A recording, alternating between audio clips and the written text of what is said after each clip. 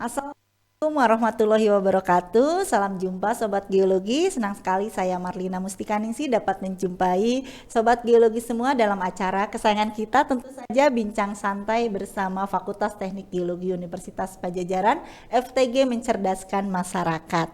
Nah, untuk episode kali ini kita akan berbicara tentang belajar dari gempa Cianjur, mengenal gempa bumi dan apa yang harus kita lakukan jika gempa bumi terjadi. Seperti yang kita ketahui, beberapa bulan lalu gempa berkekuatan guncang Kabupaten Cianjur, Jawa Barat pada hari Senin 21 November 2022 yang telah merusak berbagai bangunan dan menelan korban jiwa. Berdasarkan sumber dari BPBD Cianjur, gempa dengan magnitudo 5,6 tersebut mengakibatkan 602 korban meninggal dunia, kemudian korban luka-luka hampir 7.700 orang, serta total pengungsi mencapai 108.720 orang. Serta gempa Cianjur juga mengakibatkan kurang lebih 56.548 rumah terdampak, baik itu rusak berat maupun rusak ringan. Nah, untuk kita lebih tahu nih dan kita juga lebih mengenal serta lebih aware apa yang harus kita lakukan dan apa sih gempa bumi itu, kita bakal ngobrol langsung dengan narasumber kita pada hari ini, yaitu beliau salah satu pakar tentang kebencanaan dari Fakultas Teknik Geologi Universitas Padjadjaran, Bapak Dr. Insinyur Diki Muslim MSc. Assalamualaikum Pak Diki. Waalaikumsalam warahmatullahi wabarakatuh. Apa kabar Pak? Alhamdulillah sehat. Bapak baru pulang dari Cianjur? Kemarin dari Cianjur, minggu kemarin. Oh, minggu kemarin nih Kak. Tampaknya Bapak beberapa bulan ini pindah Cianjur ya. Ulak balik. Baiklah, terima kasih Pak Diki sudah berkenan hadir dan di acara Bincang Santai FTG Mencerdaskan Masyarakat, di mana acara ini kita akan mengenalkan tentang gempa bumi dan apa yang harus kita lakukan dan belajar dari gempa Cianjur yang kemarin ya Pak ya, untuk Sobat Geologi di rumah semuanya. Baiklah, nah untuk pertanyaan yang pertama nih Pak ya, gempa bumi. Nah kita kan belum tahu apa sih gempa bumi itu dan bisa nggak secara singkat ini gempa bumi itu apa dan apa yang menyebabkan terjadinya gempa bumi ini Pak? Baik, terima kasih Ibu Lina. Assalamualaikum warahmatullahi wabarakatuh. Selamat pagi, salam sehat untuk semua. Saya ingin menjawab pertanyaan nomor 1 dulu ya, yang disebut gempa bumi kalau di Bandung barangkali dikenal sebagai lini begitu ya. Lini ya, under gitunya banyak. Under, betul.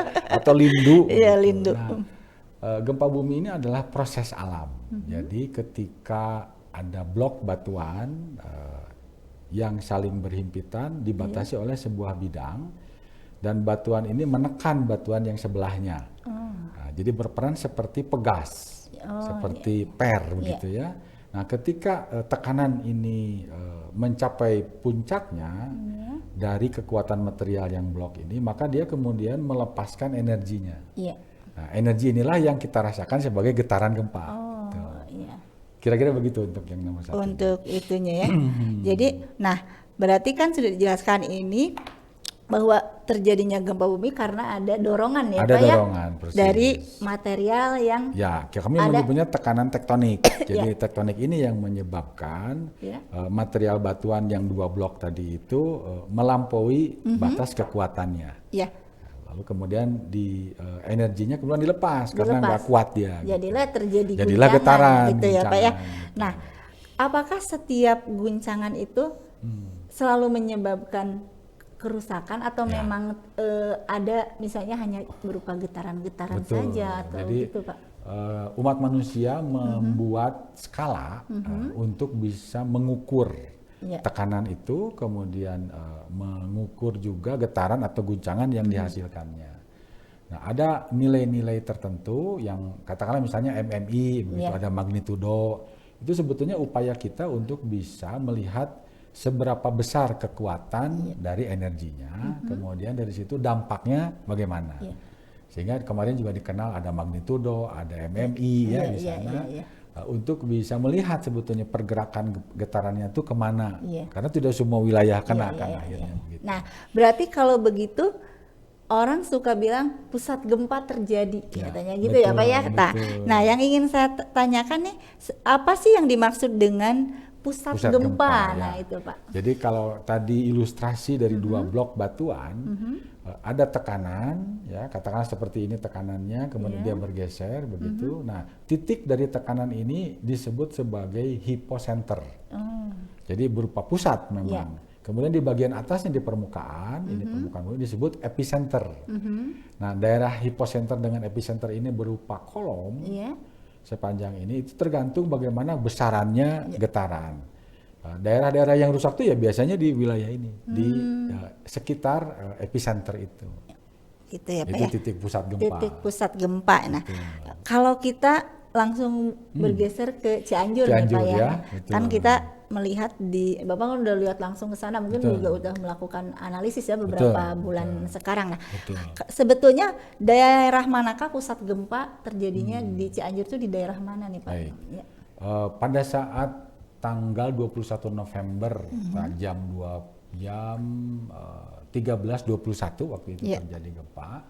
Kemudian segera diumumkan oleh BMKG bahwa gempa ini diakibatkan oleh adanya atau pengaruh dari sesar Cimandiri ya. Tapi kemudian ketika dirilis titiknya kami bertanya-tanya sebetulnya, karena kalau melihat pola dari sesar Cimandiri ini di bagian selatan itu kurang lebih jarak dari kota Cianjurnya kurang lebih sekitar 20-30 kiloan kalau tidak salah ya, ke selatan kalau tidak salah di Kecamatan Kadupandak itu beloknya. Nah, ternyata pusat gempa yang dirilis oleh USGS maupun BMKG itu justru di utara, di daerah yang namanya Cugenang. Nah, daerah Cugenang ini adalah daerah yang di dalam peta geologi regional, studi-studi yang sudah itu tidak menunjukkan adanya patahan di daerah itu tuh, sehingga menjadi bertanya-tanya kami ini karena sempat menjadi banyak yang polemik, membahas hal itu ya, apakah ini adalah disebabkan oleh sesar Cimandiri atau katanya ada sesar ada hal lain atau memang sesar yang belum pernah diketahui gitu ya Pak ya, gitu. Jadi itu juga yang menjadi pertanyaan dan menjadi diskusi sampai kemudian akhirnya ditetapkan bahwa itu adalah sesar yang baru ketemu lagi. Gitu. Sebetulnya gitu. Iya. Nah, kalau kita ya Pak ya, menurut beberapa data ya, kita kan sering berita nih di media sosial, baik itu pesan berantai dan lain sebagainya. Bahkan saya sering dapat terima pesan katanya sampai saat ini di Cianjur itu masih sering terjadi gempa, terus gempa susulan dan apa benar atau enggak, misalnya hari ini katanya ada gempa lagi ada ini sering banget saya menerima pertanyaan dari teman-teman yang bukan dari geologi, dari teman-teman saya di luar itu, karena saya bekerja di geologi jadi beranggapan kalau saya bisa tahu tentang hal tersebut. Saya cuma bisa jawab di kampus saya fine aja, kayaknya belum deh kayak gitu ya. Biasanya kalau memang sesuatu terjadi besar di kita sih langsung ada diskusi dan lain sebagainya. Nah, memang apakah demikian Pak? Jadi sampai saat ini gempa di Cianjur itu masih sering terjadi atau gimana? Jadi Pak? Kalau lihat prosesnya tadi itu pelepasan energi itu diibaratkan seperti pegas, dan pegas itu berayun sehingga gempa susulan itu pasti terjadi. Nah, seberapa banyak, seberapa lama gitu ya terjadi gempa susulan tergantung dari kekuatan materialnya. Nah, jadi ada satu sifat dari batuan, elastisitas namanya atau kekenyalan. Jadi kalau dia kenyalnya sangat tinggi, berarti akan sangat sering terjadi getaran. Tapi kalau dia rigid atau tidak begitu kenyal, ya lama-lama berhenti, gitu ya. Nah, kalau ingin mengetahui tentang gempa terbarunya, saya kira bisa ke BMKG ya, situs BMKG. Jadi supaya tidak terkena hoax gitu ya. Hoax yang beredar nih memang cukup luar biasa ya Pak ya, berkenaan dengan gempa Cianjur ini. Berarti memang itu bisa terjadi ya, gempa-gempa susulan tersebut. Bahkan di gempa Anatolia kemarin itu ada 2 gempa bersamaan. Maksudnya gimana Pak? Jadi satu blok batuan ya, kemudian ada sesarnya, ada Anatolia Timur, ada Anatolia Barat sesarnya. Yang ini bergerak, yang ini bergerak. Jadi 2 kali gempa. Itu namanya duplet, gempa duplet. Gitu. Dan kita pernah ngalamin dulu di Lombok. Jadi di Lombok itu terjadi 2 kali gempa. Yang satu kebetulan duluan, nah ini dianggap sebagai gempa susulan. Padahal 2 lokasi berbeda. Nah karena 2 lokasi berbeda, ini ada susulan, ini susulan gitu. Nah yang Turki ini juga seperti itu mekanismenya. Nah ya, Turki yang sekarang kita lagi hangatnya ya betul, Pak ya. Betul.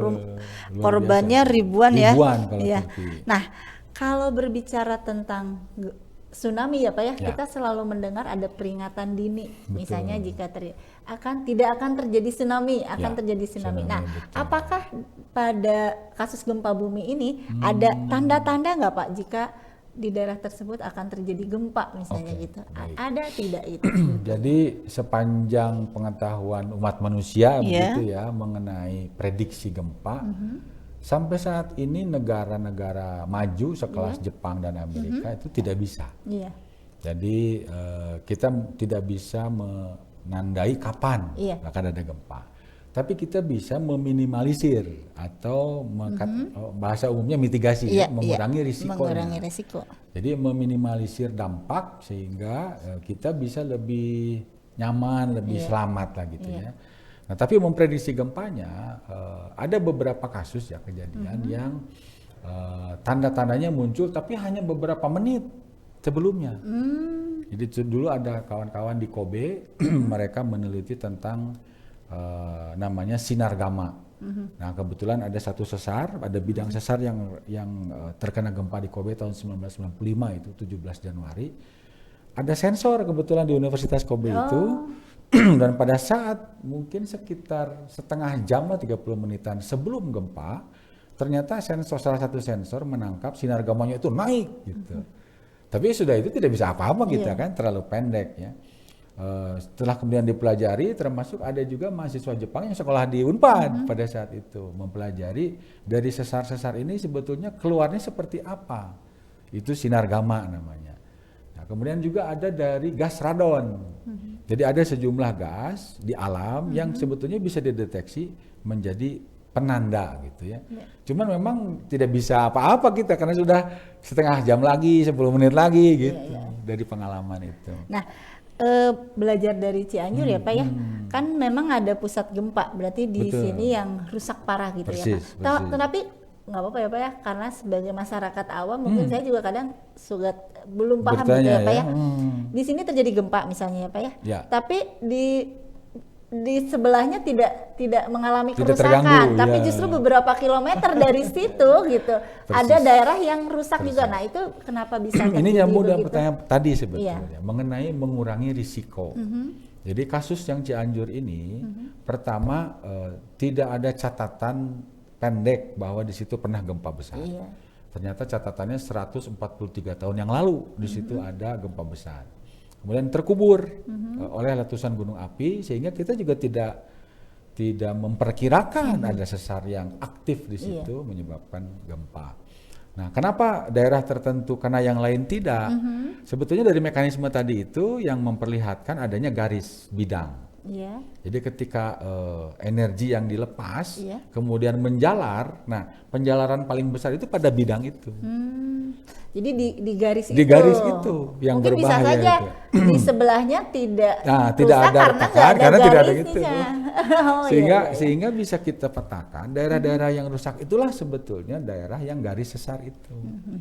Di situ mungkin ini ya. Nah, tadi kan sudah disinggung nih sama Bapak tentang pengurangan resiko bencana atau mitigasi nih. Kalau misalkan gempa bumi itu terjadi tiba-tiba nih Pak. Kita gempa bumi, apakah yang harus kita lakukan nih? Kalau misalkan terjadi nih Pak ya, kita di dalam ruangan, kita harus ngapain? Kalau kita di luar kita harus ngapain? Kita harus lari kemana gitu ya? Nah, apa yang harus kita lakukan nih Pak untuk hal tersebut? Secara personal atau orang-orang yang kita masing-masing ya dari mulai bahkan bayi kalau di Jepang itu. Sampai kepada kakek dan nenek itu harus waspada. Jadi kata kunci waspada adalah ketika ada tanda-tanda getaran, kita harus sudah mengingat bahwa kita itu berada di mana. Yaitu pertama. Kedua, apa yang harus kita siapkan? Safety, penyelamatan diri itu nomor satu. Yang diajarkan di sekolah kita sebetulnya beberapa lokasi ya, di beberapa tempat itu lari ke bawah meja. Mau di lantai 1 sampai lantai 40, lantai 20 bangunan itu lari tetap ke bawah meja. Kenapa? Karena yang biasanya paling mudah dijangkau begitu.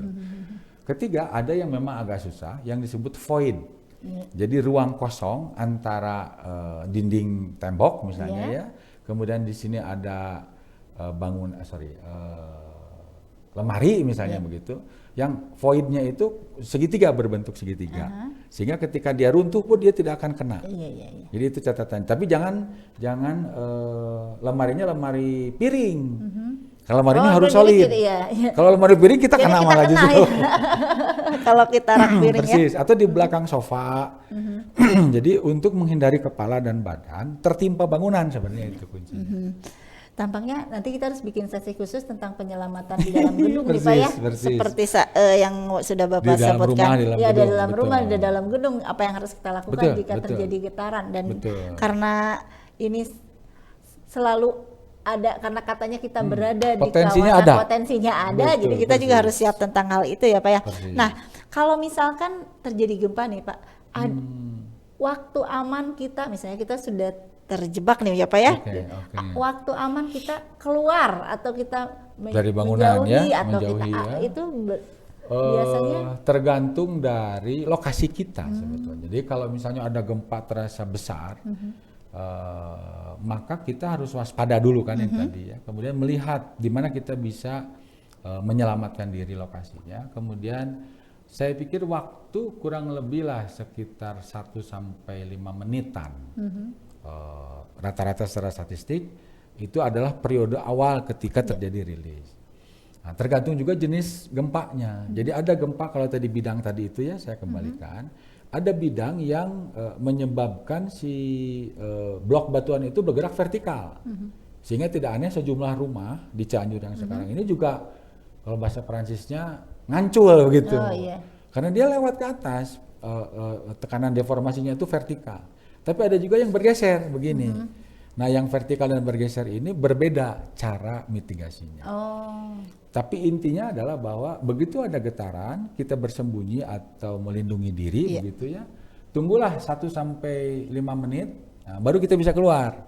Karena kadang-kadang kita memang bangunan-bangunan kita itu dalam tanda kutip banyak yang tidak ramah gempa. Yang bangunan kita ini. Jadi beberapa kasus di Cianjur kami, di pesantren kami, kolomnya bagus, tapi dindingnya jebol. Nah, ini kan yang khawatir kan dinding ini menimpa begitu ya. Jadi walaupun kita memaksakan lari misalnya ke pintu yang terbuka, tidak ada kepastian bahwa pintu itu aman karena masih bergetar gitu. Jadi turunkan dulu getaran, kita tenangkan dulu di situ, jangan panik, baru lari gitu. Nah, kalau kita balik lagi ke Cianjur nih apa ya, menurut Bapak kenapa bisa terjadi korban jiwa sampai sebegitu banyak tuh? Apa nih Pak? Jadi bisa kita pelajari juga kita buat meminimalisir ya. Misalnya jika terjadi gempa, apa yang harus dilakukan, belajar dari Cianjur. Kenapa bisa sampai 600 korban jiwa ya? Sebetulnya gempanya sih tidak membunuh ya, tidak menyebabkan kematian, tapi runtuh bangunan sebetulnya menyebabkan kematian. Kemudian juga longsor ikutan dari gempa.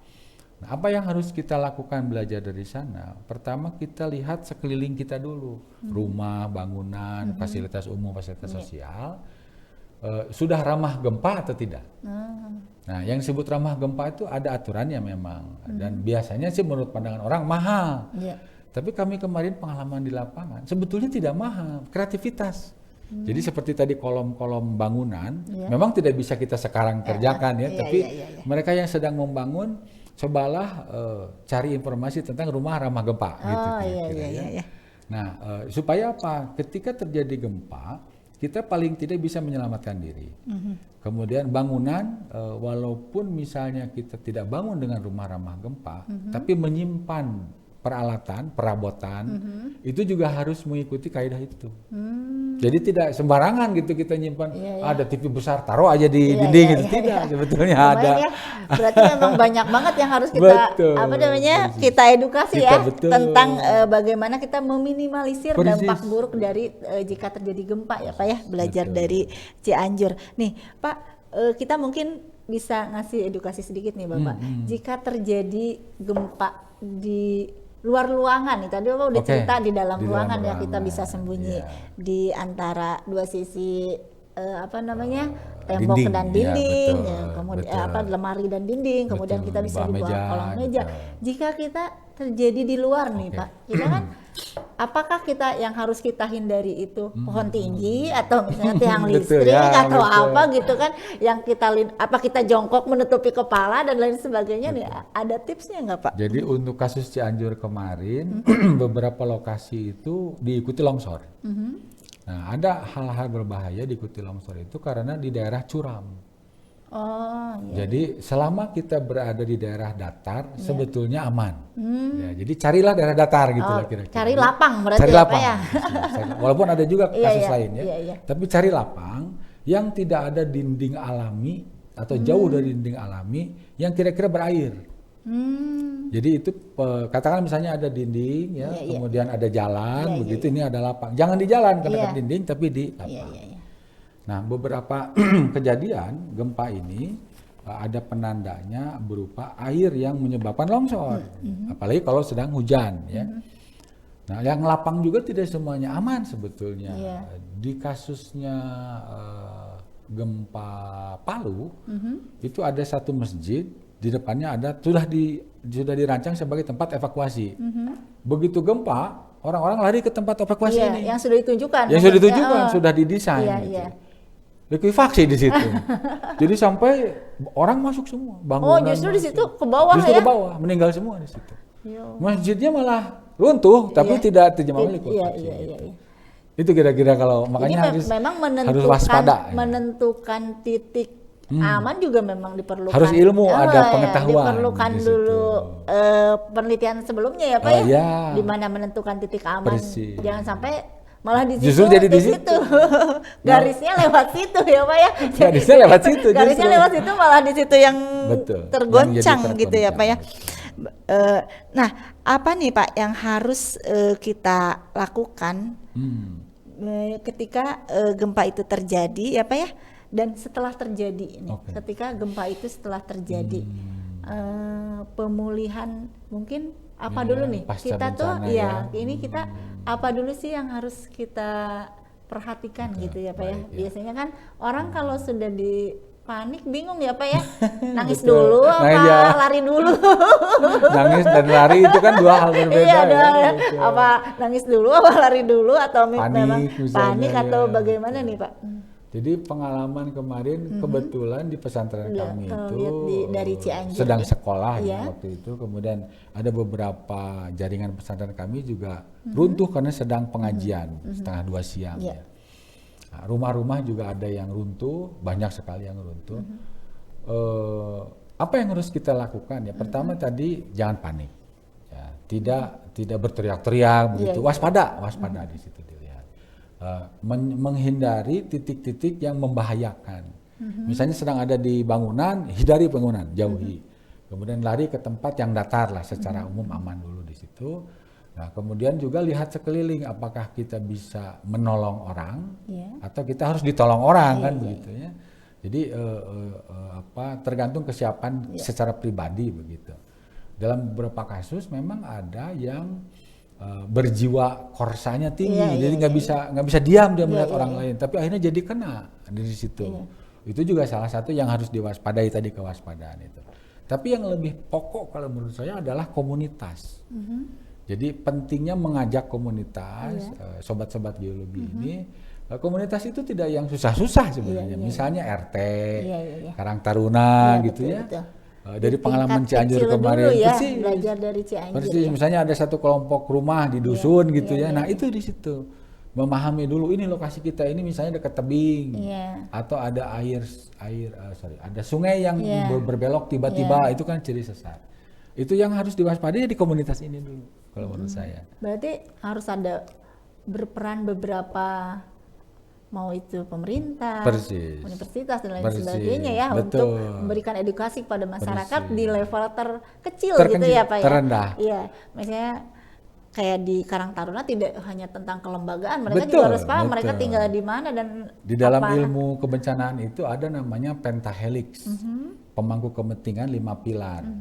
Ada akademisi, ada bisnis atau pengusaha, kemudian ada pemerintah, ada komunitas, ya, kemudian ada media. Nah ini semuanya kalau berperan baik, ya kemarin pengalaman Cianjur ini, kita sebetulnya bisa menyelamatkan banyak kalau dalam bayangan saya di lapangan. Cuma karena memang tidak siap. Iya.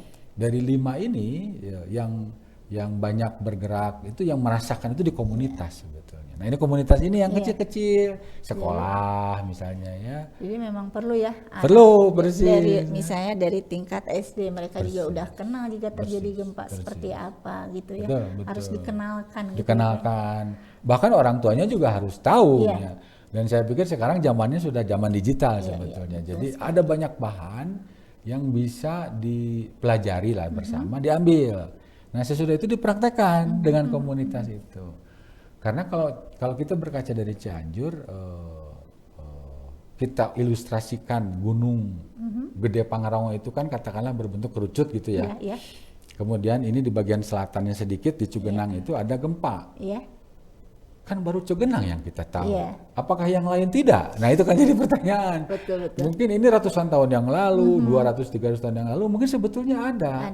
Tapi kita tidak bisa menyatakan, oh di sini ada gitu, karena tidak ada bukti ilmiahnya ya. Tapi kewaspadaan masyarakat mau tidak mau harus dimunculkan. Belajar dari yang sudah terjadi. Belajar dari yang sudah terjadi, dan itu cuma satu titik di Cugenang saja. Di Cugenang saja. Ya. Nah ini waktunya. Memang kalau ngobrol begini harus kita bagi beberapa sesi nih Pak kayaknya. Tapi ini kita singkat aja ya Pak ya. Kalau misalkan sudah terjadi gempa ya Pak ya kayak di Cianjur, apakah sekarang sudah mulai masyarakat di sana sudah mulai membangun kembali rumahnya atau bagaimana Pak? Biasanya tanggap bencana itu dalam waktu 1 bulan, tergantung dari magnitudonya, tergantung dari keputusan pemerintah. Kemarin alhamdulillah sudah 1 bulan, tanggap bencananya sudah selesai, lalu masa transisi. Dari masa transisi kemudian masuk ke rehabilitasi dan rekonstruksi, pembangunan ulang.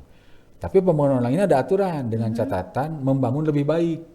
Jadi mumpung dalam kondisi ini, lalu bahasa komputer barangkali di reset gitu ya. Dan termasuk kita sudah ada kasus sebelumnya mungkin sudah ya. ada Jadi kasus sebelumnya. kita bisa bikin yang lebih baik di situ untuk bangunan. Nah nih Pak pertanyaannya, apakah boleh nih kita misalnya rumah kita di situ ya Pak ya.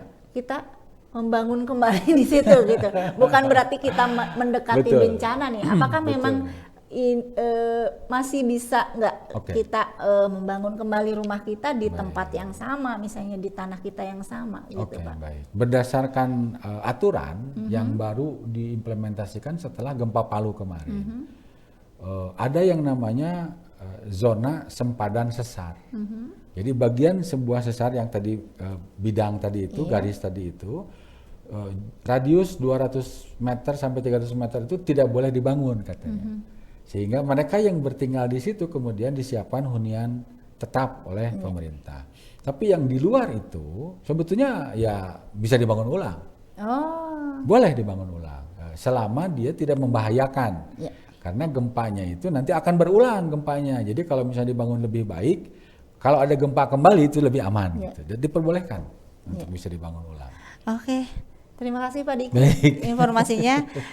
Memang kalau ngobrol-ngobrol tentang gempa bumi, gunung api nih, saya suka senang dan lupa waktu karena tapi waktu kita terbatas ya Pak Diki. Nanti Bapak kita undang kembali, kita mungkin bisa ngobrol tentang tadi Pak peringatan dini atau misalnya bantuan tanggap darurat atau ke masyarakat lebih detail mungkin ya Pak ya. Misalnya kalau di dalam ruangan kita harus ngapain, kalau misalnya di luar ruangan kita menata rumah kita, menata rumah kita seperti apa, tidak hanya asal menyimpan lemari mungkin ya Pak ya. Mungkin nanti kita bisa ngobrol-ngobrol lagi dengan Bapak. Terima kasih sudah hadir di podcast kami. Baiklah Sobat Geologi semuanya, itulah bincang-bincang kita bersama Bapak Dr. Diki tentang belajar dari gempa bumi Cianjur, mengenal gempa bumi dan apa yang harus kita lakukan jika terjadi gempa bumi. Mungkin sudah disampaikan oleh Pak Diki tadi bahwa ini membutuhkan edukasi dan awareness dari kita ya Pak ya. Kita butuh pengetahuan, kita butuh pengetahuan tentang bagaimana meminimalisir bencana ketika terjadi dan dampak bencananya. Dan tentu saja kita juga harus aware, kita harus pengen tahu ya. Jangan kita masa bodoh ya Pak ya. Jangan cuek. Jangan cuek, jangan bilang kumaha nasib. Enggak dong ya Pak ya, sebagai kita berusaha untuk sebagai keselamatan. Ya betul. Jadi memang kita perlu kesadaran kita ya untuk tahu dan ingin tahu tentang gempa bumi dan bagaimana jika itu terjadi. Tapi mudah-mudahan kita selalu selamat ya Pak ya. Amin. Amin ya rabbal alamin. Terima kasih Pak Diki. Terima kasih. Ya, dan juga sobat geologi semuanya. Saya Marlina mohon undur diri. Demikian untuk podcast kita pada episode kali ini. Wassalamualaikum warahmatullahi wabarakatuh.